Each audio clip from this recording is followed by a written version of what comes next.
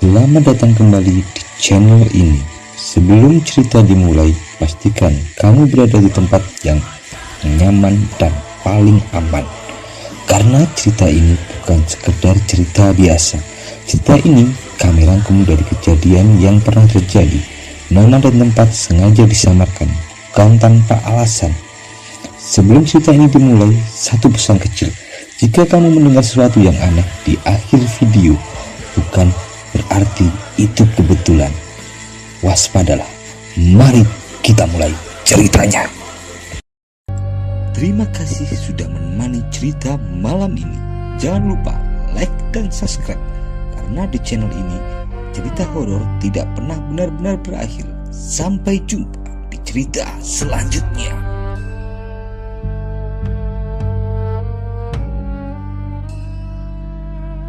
Pesugihan Celeng Tanah.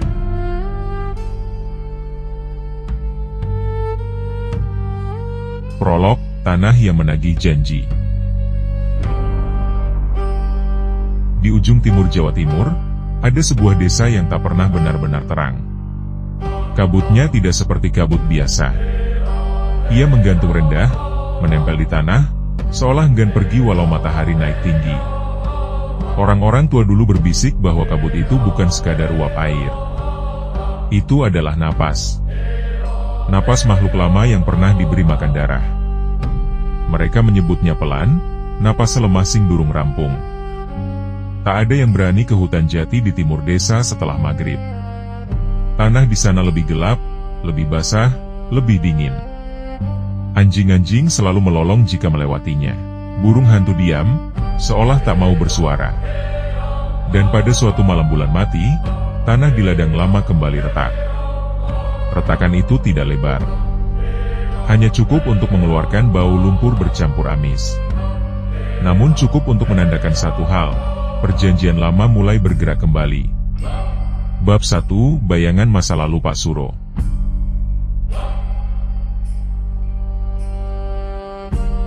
Pak Suro dulunya hanya petani biasa. Sawahnya kecil dan hasil panennya sering tak mencukupi. Ia bukan orang jahat, hanya lelaki yang lelah kalah oleh keadaan. 3 musim gagal panen membuatnya putus asa. Padi diserang hama. Hujan datang terlalu deras. Kemarau terlalu panjang. Istrinya mulai menjual perhiasan satu-satunya. Anaknya jatuh sakit karena kurang gizi. Hutang menumpuk di warung dan koperasi desa. Harga dirinya runtuh sedikit demi sedikit. Suatu malam, ketika ia berjalan tanpa tujuan ke hutan jati, ia bertemu lelaki tua yang wajahnya samar dalam gelap. Lelaki itu tidak memperkenalkan diri. Ia hanya menawarkan satu kalimat, kekayaan bisa kau miliki, tapi darah harus mengganti. Pak Suro gemetar.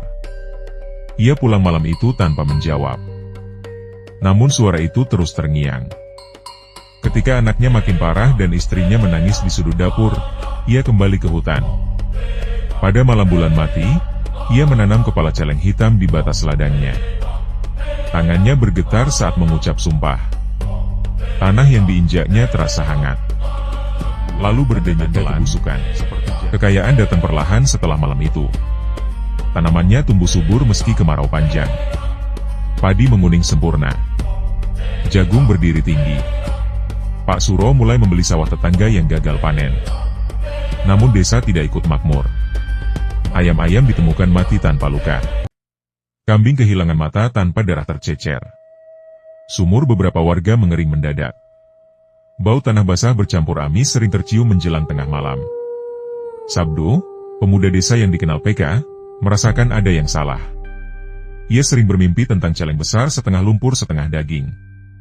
Matanya merah seperti bara. Dalam mimpi itu, makhluk itu berdiri tepat di belakang Pak Suro. Mbah Wiryo hanya berkata, tanah yang diberi makan darah tak akan pernah kenyang. Sabdo mulai menyelidiki batas ladang Pak Suro. Di sana tanah lebih hitam dan terasa hangat. Ia tahu sesuatu telah dibangkitkan. Bab 3, Darah Pertama. Korban manusia pertama adalah anak kecil bernama Raka. Ia hilang saat bermain layang-layang di ladang. Warga mencarinya semalaman. Tubuhnya ditemukan setengah terkubur di batas sawah Pak Suro. Tak ada luka besar. Tak ada darah mengucur. Namun wajahnya pucat luar biasa. Seolah seluruh hidupnya disedot keluar. Desa mulai gelisah. Tapi tidak ada yang berani menuduh. Anehnya, panen Pak Suro justru melimpah ruah beberapa hari kemudian. Sabdo melihat langsung altar kecil di belakang rumah Pak Suro. Di dalamnya tertanam kepala celeng yang masih tampak basah. Tanah di sekitarnya seperti bernapas. Saat Sabdo menyentuhnya, ia mendengar geraman berat dari dalam bumi. Bab 4, Peringatan yang terlambat Sabdo. Memperingatkan warga dalam pertemuan desa. Ia mengatakan ada pesugihan dibuka. Namun sebagian warga marah. Mereka menuduh Sabdo menyebar fitnah. Pak Suro bersandiwara sebagai korban tuduhan. Ia bahkan menyumbang uang untuk memperbaiki musola. Warga semakin percaya padanya. Hingga satu malam, tanah bergerak. Retakan menjalar dari ladang Pak Suro ke jalan desa. Suara geraman terdengar dari bawah bumi. Beberapa rumah miring. Kabut turun lebih tebal dari biasanya. Hewan-hewan berlarian tak tentu arah. Saat itulah warga mulai sadar, peringatan Sabdo bukan sekadar omong kosong. Bab 5, Pak Suro yang terlambat sadar. Pak Suro mulai mengalami mimpi buruk. Dalam mimpinya, celeng raksasa menatapnya dari dalam tanah. Matanya menyala. Suaranya berat, kini waktumu membayar. Istrinya jatuh sakit mendadak. Batuknya mengeluarkan tanah hitam. Anaknya kembali demam tanpa sebab. Pak Suro mencoba membakar altar. Ia menyiramnya dengan minyak tanah. Api sempat menyala, tapi tiba-tiba padam sendiri. Tanah menutup bara. Ia sadar ia bukan tuan dari kekuatan itu. Ia hanya pintu. Dan pintu kini mulai ditarik dari dua sisi. Penyesalan datang terlambat.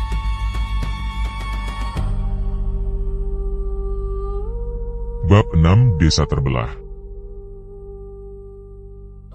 Warga mulai terpecah. Ada yang ingin mengusir Pak Suro. Ada yang takut. Ada pula yang masih menyangkal. Sabdo memutuskan pergi ke hutan jati mencari titik awal perjanjian. Ia menemukan tanah pertama tempat kepala celeng ditanam. Di sana tanah berdenyut kuat. Ia merasakan banyak jiwa terikat dalam satu makhluk. Ia menyadari celeng tanah bukan sekadar jelmaan setan, melainkan kumpulan sumpah dan pengorbanan. Selama kepala pertama belum dihancurkan sepenuhnya, makhluk itu tak bisa mati. Sabdo tahu pertarungan akan segera terjadi. Dan kali ini, taruhannya seluruh desa. Bab 7, Penjelmaan.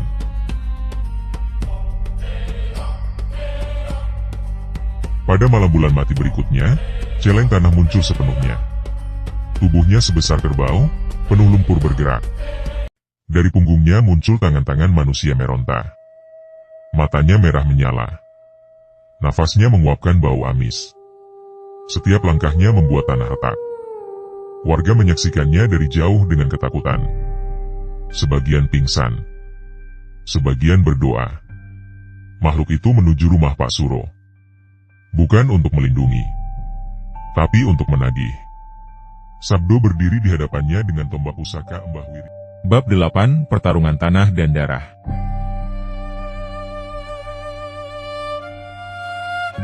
Celeng tanah menggeram panjang hingga udara bergetar seperti genderang perang dari dasar bumi. Lumpur di tubuhnya mengalir naik turun seperti napas makhluk hidup yang terluka namun marah. Sabdo berdiri dengan kaki bergetar, tetapi genggamannya pada tombak pusaka tidak goyah sedikit pun. Hujan lumpur mulai turun dari langit seolah hutan ikut mengeluarkan keringat ketakutan. Tanduk celeng menghantam tanah sekali lagi, menciptakan gelombang retakan yang merambat cepat ke arah warga yang menonton dari kejauhan. Sabdo meloncat ke samping tepat sebelum tanah di tempatnya berdiri amblas sedalam dada orang dewasa. Dari celah retakan itu muncul tangan-tangan pucat yang mencakar udara, seperti jiwa yang terperangkap mencoba keluar. Bau amis semakin kuat hingga membuat beberapa warga muntah di tempat. Celeng itu lalu menyeruduk dengan kecepatan tak wajar untuk tubuh sebesar itu. Sabdo terpental beberapa meter dan punggungnya membentur batang jati tua.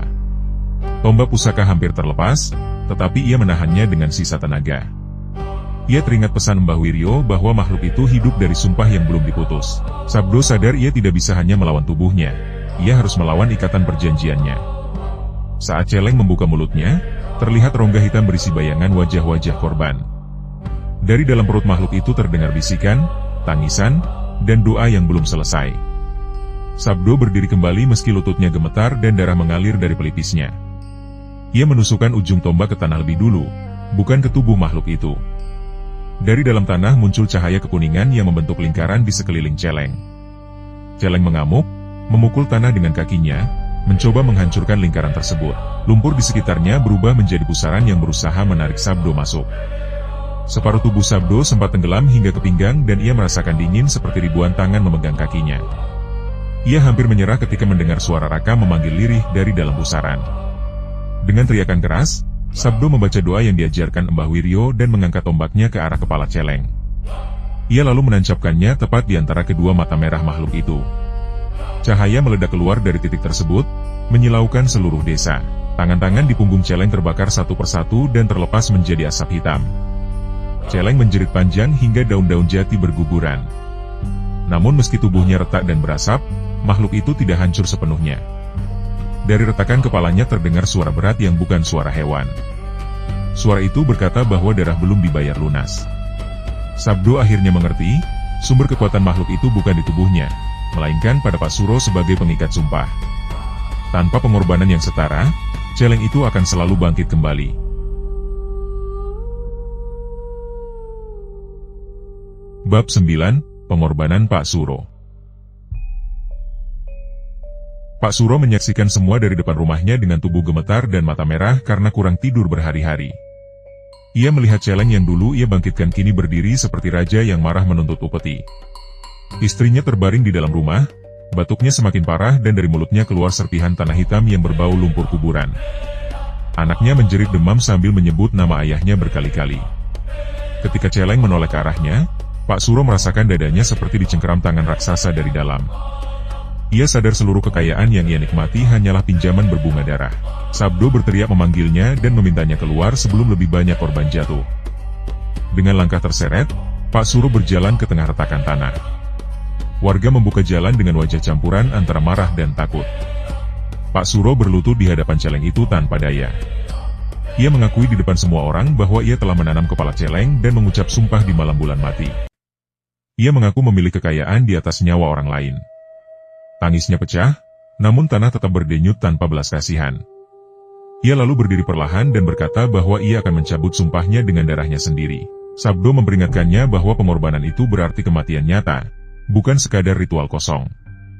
Dengan tangan gemetar, Pak Suro mengambil parang dari pinggangnya dan menggoreskan darah di telapak tangannya sebagai tanda penebusan. Ia meletakkan tangannya yang berdarah di atas tanah hitam tempat kepala celeng pernah ditanam. Tanah langsung menyerap darah itu dan bergetar hebat seperti makhluk kelaparan yang akhirnya diberi makan terakhir. Celeng tanah mengamuk dan mencoba bergerak, tetapi tubuhnya seperti tertahan oleh rantai tak terlihat. Pak Suro lalu berteriak mencabut sumpahnya dengan menyebut namanya sendiri, nama istrinya, dan nama anaknya sebagai saksi.